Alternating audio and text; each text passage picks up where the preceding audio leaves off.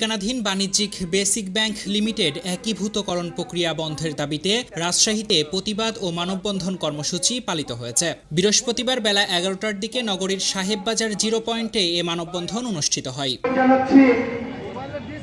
রাজশাহী রক্ষা সংগ্রাম পরিষদের আয়োজনে অনুষ্ঠিত মানববন্ধনে বক্তারা বলেন, সরকারি মালিকানাধীন বেসিক ব্যাংকে পাবলিক ব্যাংকের সঙ্গে একীভূতকরণের যে প্রক্রিয়া চলছে তা হঠকারী সিদ্ধান্ত। সরকারি প্রতিষ্ঠান নষ্ট করে দেশের উন্নয়ন করা কখনো সম্ভব না। বেসিক ব্যাংক সরকারি মালিকানাধীন যেহেতু ব্যাংক, এই বেসিক ব্যাংকের সাথে পাবলিক কোনো ব্যাংকের একীভূতকরণের যে প্রক্রিয়া চলছে এটা হঠকারী সিদ্ধান্ত। সরকারি প্রতিষ্ঠান নষ্ট করে কোনো দেশের উন্নয়ন সাধিত করা সম্ভব না। তাই আমি প্রতিবাদ জানাই। অবশ্যই এই রাষ্ট্র মালিকানাধীন শতভাগ বেসিক ব্যাংককে টিকিয়ে রাখার জন্য বর্তমানে এই ব্যাংক লাভজনক অবস্থান আবার রান করেছে, এই ব্যাংকে টিকিয়ে রাখার জন্য মাননীয় প্রধানমন্ত্রীর দৃষ্টি আকর্ষণ করছি।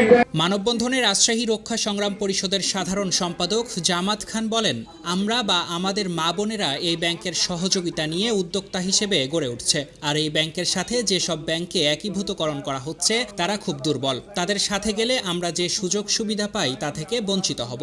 আমাদের মা বোন বা আমরা এই বেসিক ব্যাংকের সহযোগিতা নিয়ে এবং উদ্যোক্তা হিসাবে আমাদের মা বোনরা মোটামুটি ব্যবসা বাণিজ্য করে ভালোভাবে তাদের সংসার চলে, তাদের ছেলে মেয়েকে মানুষ করে, তারা প্রোডাক্ট করে এবং রাজশাহীর বাইরে এই প্রোডাক্টগুলি প্রতিযোগিতার মাধ্যমে বিক্রয় করে।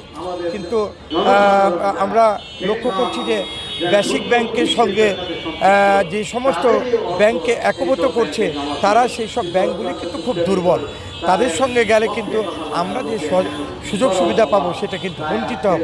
সুতরাং তার জন্যই কিন্তু আজকে আমরা মাননীয় প্রধানমন্ত্রী সরকার প্রধান তার কাছে আবেদন করছি যে অবিলম্বে এই 100% লাভজনক সরকারি ব্যাংক, এই ব্যাংকটাকে আপনার সরকারের অধীনস্থ রেখেই আমাদের সুযোগ সুবিধা সুব্যবস্থা করে দেয়।